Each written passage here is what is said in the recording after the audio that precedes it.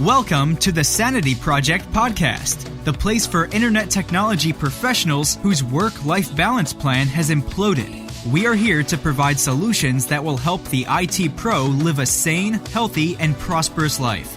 Here's your host, Joanne Victoria. Hi, I'm Joanne Victoria, and I am the host of the Sanity Project podcast, and I partner with IT pros in telecommunications, technology, entertainment, and mass media industries whose work-life balance plan has imploded and who want more success, more confidence, more fun, and more inner peace. And I'm fortunate to bring to my podcast experts in the personal development and IT communities. And we have a guest today who used to work in the IT communities and now works as a leadership coach.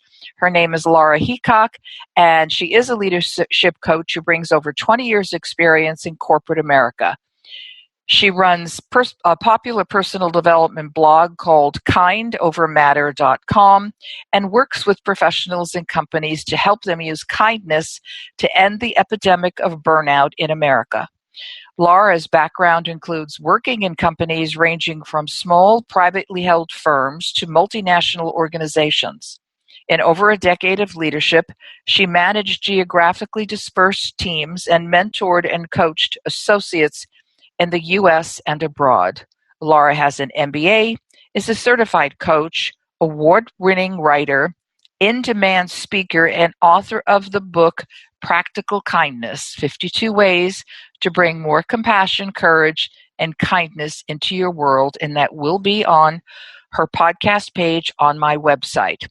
Lara is obsessed with how we change the culture of corporate America from one promotes busyness and burnout as status symbols to one that's rooted in kindness.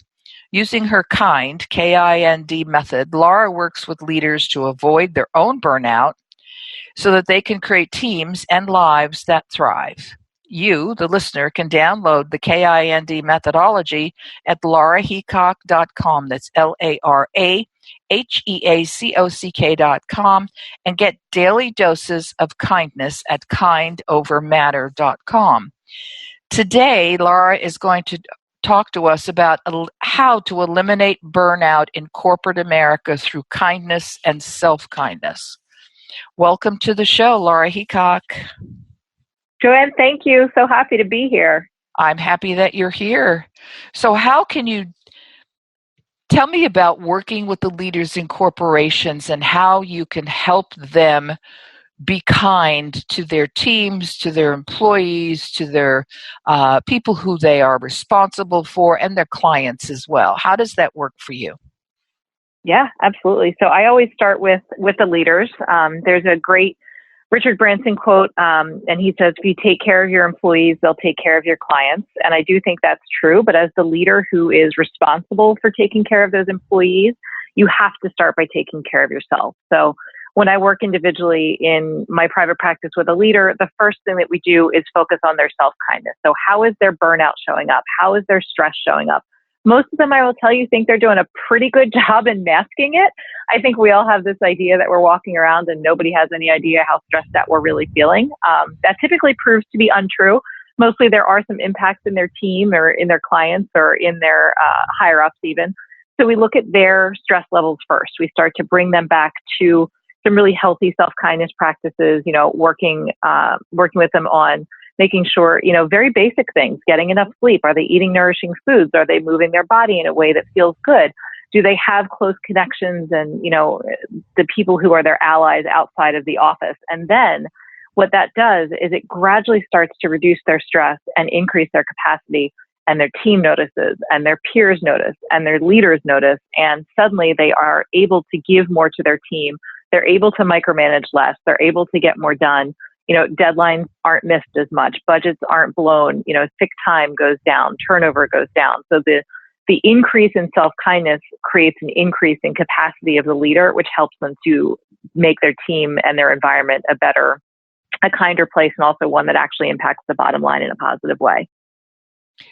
For our listeners, could you define how you perceive the word kindness?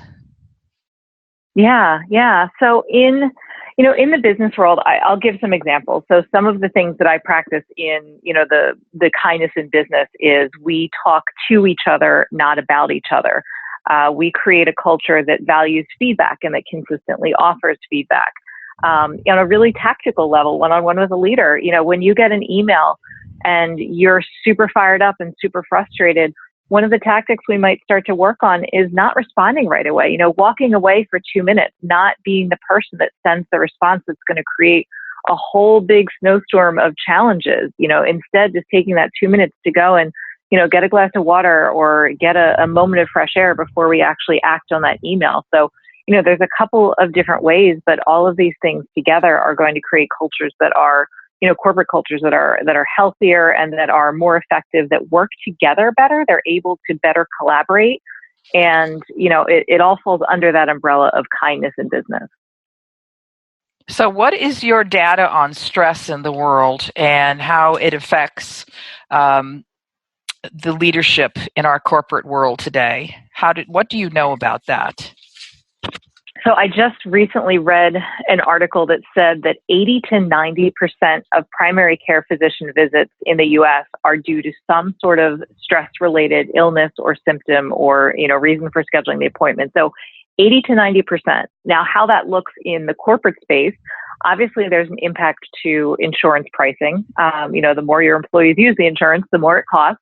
There's an impact to the work getting done. People are taking sick time. People are not able to function at their highest level. There's an impact to, the project timeline. When people are stressed out, they're making more mistakes. They're not doing work as carefully. They're not doing, they're not as committed to the project.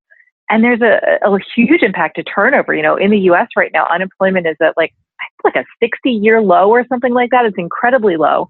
And unemployment rates they're inversely correlated to turnover. So when you have low unemployment, you have high turnover. And we've all seen the quote that says people join a company, but people leave a boss. So if you're the boss in that situation and you're trying to do more with less, as every company is in this day and age, one of the things that you have to manage very, very closely is the stress of your team. And it starts by managing your individual stress.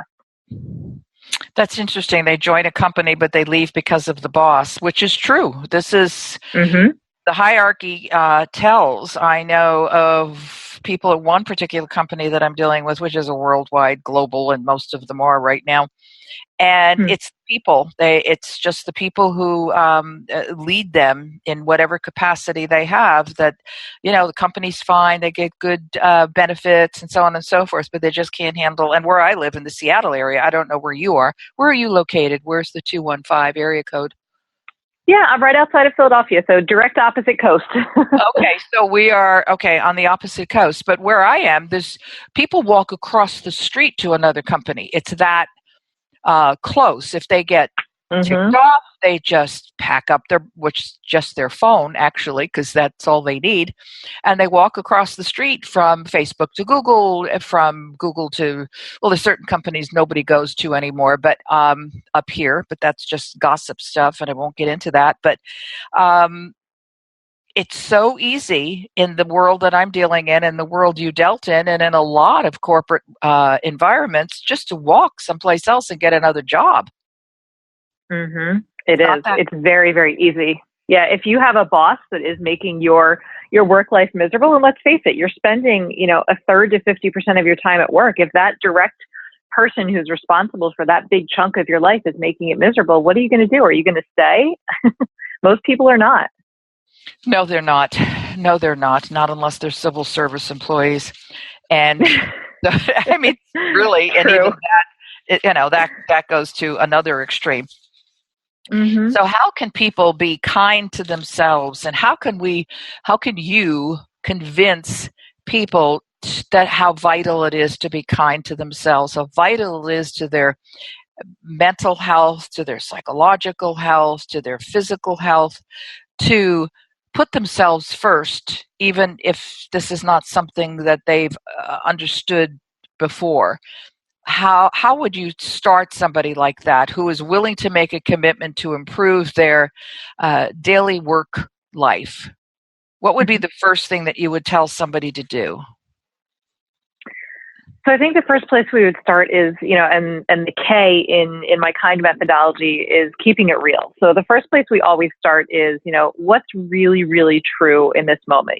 Maybe you're the person that thinks that, nobody around me has any idea how stressed I'm feeling, how overwhelmed I'm feeling, how close to burnout I'm feeling. Like maybe you are the strong person, the one that everybody comes to, the one that holds everybody up, the one that never has any needs or never asks for help. And maybe you think that you're keeping it totally in check and nobody knows. I would all but guarantee that that's incorrect. So what we start with is we start by dissecting those stories and looking at, what is the identity structure? If you are coming, to Joanne, someone like you or me, who needs, you recognize that something is wrong. So the very first place we're going to start is we're really going to get to the root of that. Like, what is it that you feel is, causing the challenge right now that you want to shift?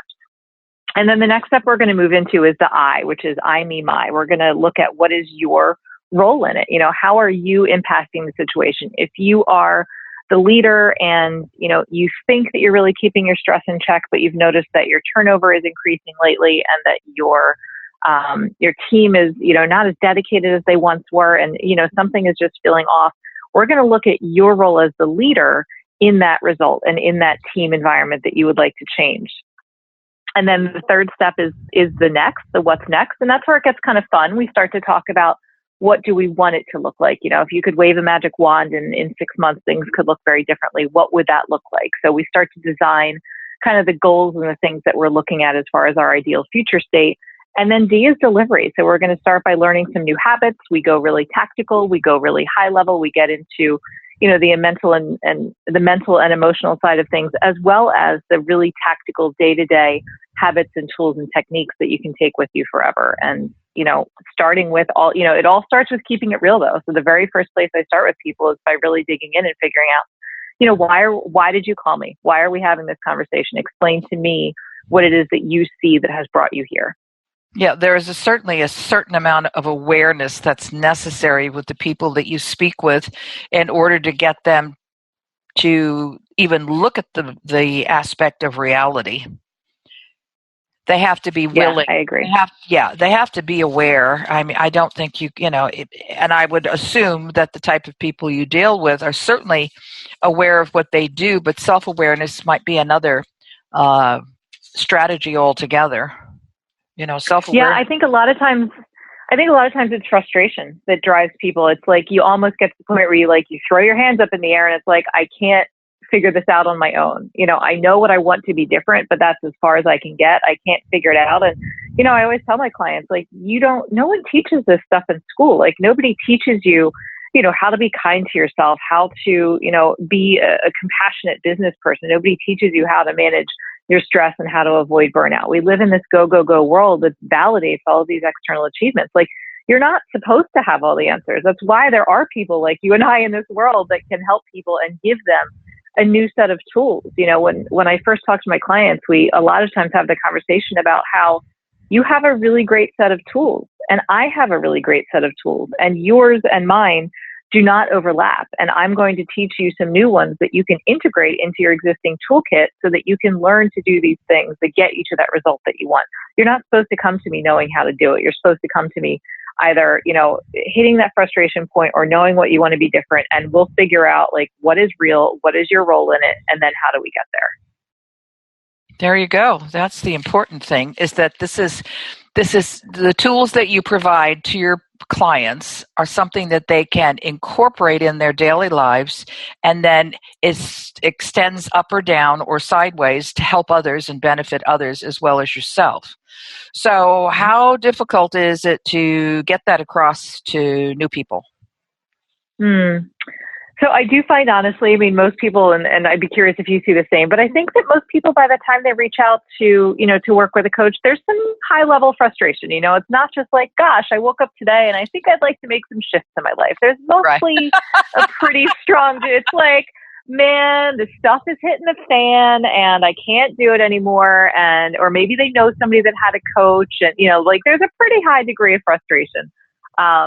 So, we're going to start by calming that down and really working with them on, this is not going to be light switch change. That's one of the first conversations I have with people. If you expect a quick hit or an immediate fix, I'm not your person. I am not the person that's selling 6 ways to live a perfect life. Like, that is not real, and that's not what I believe in.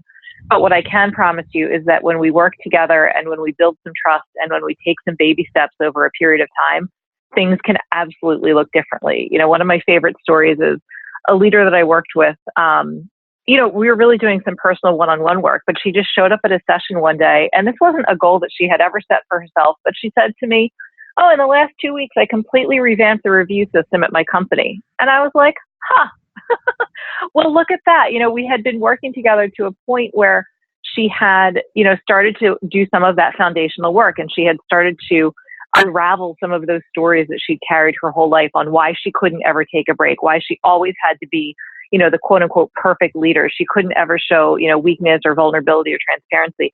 And when that starts to happen and you start to kind of fill in those cracks with some self-kindness practices, your capacity increases. And suddenly she just decided she was going to revamp the review system. And she said, I used the book that you recommended. I revamped the whole system and people are really loving it. And like, that's one of the best results of this work. And that's what I mean when I say, your team and your peers and your leaders, they don't care what you're doing. They care about the result. Her company cared about the result, which is now they have a formalized review process and they have one-on-ones every month or twice a month.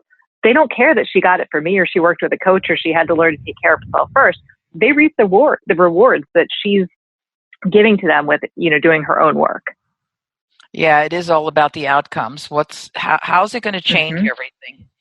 Okay, so let's talk about, and so your work helps people to increase their capacity because once they have the idea of treating themselves with kindness, they have less time for the frustrations that would normally come in on a day-to-day basis.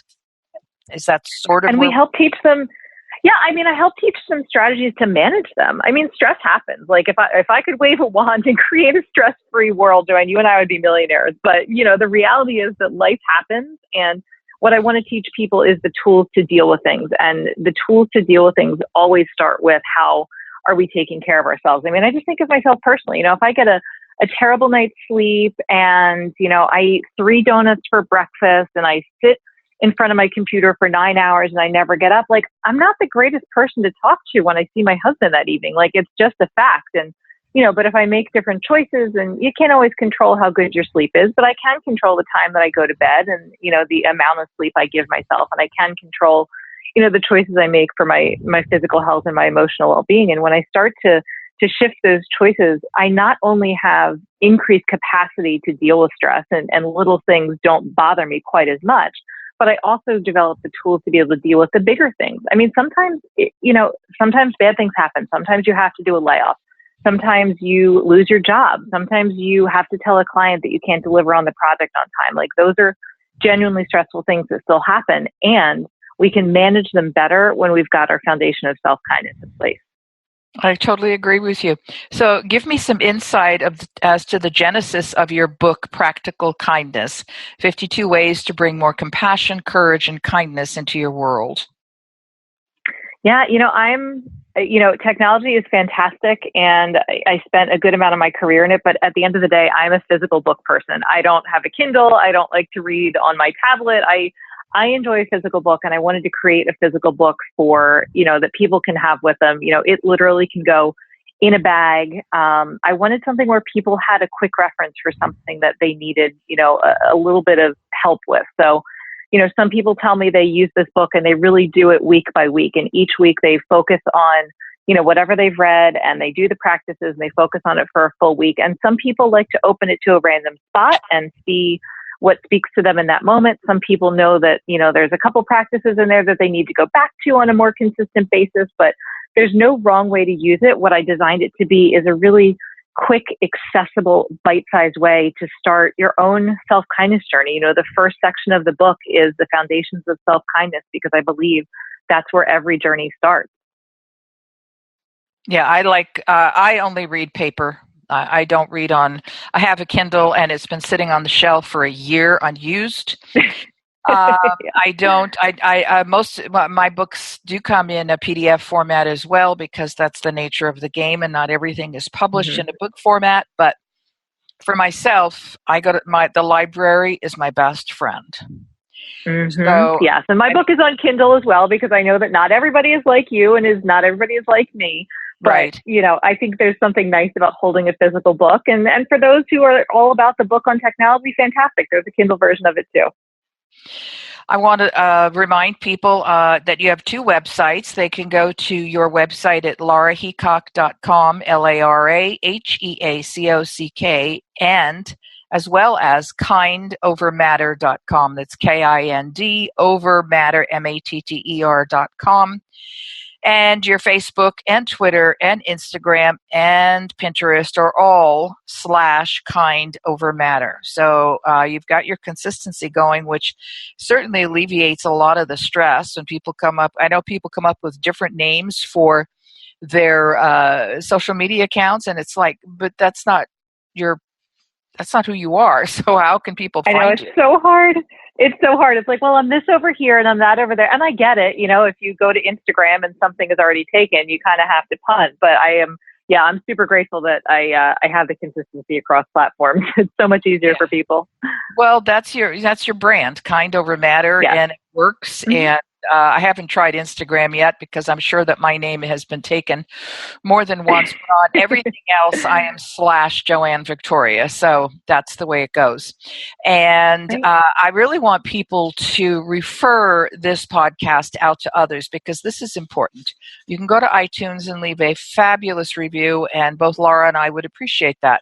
However, I think it's more important that people listen to this podcast and hear the clues, the ideas, the KIND methodology that she has that helps you. Number one, K is keep it real. I is I, me, my. How are you impacted in this situation? N is what's next? What do you want it to look like? And D is what are the new habits you're going to have today? What's the D? Give me the word for D. Delivery. How are we going to get there? Yeah. What's our delivery model? What are my habits, my new tools that I'm going to use? How do we get to that desire of what's next? See, these are important things for you people to listen to. So those who are listening right now, your friends would love to hear this. Your friends need to hear this, and you might want to just recommend it to your boss and your own leader so that Lara Heacock can help your boss in your corporation. So I want to also suggest that people go to my website at askjoannevictoria.com and sign up for a free copy. And it is a download, people. It's Technology, True Self Handbook, a guide to transform your life. And that's all for today. This has been wonderful because Lara has a kindness aspect to her. She is a very kind person, so she walks her own talk.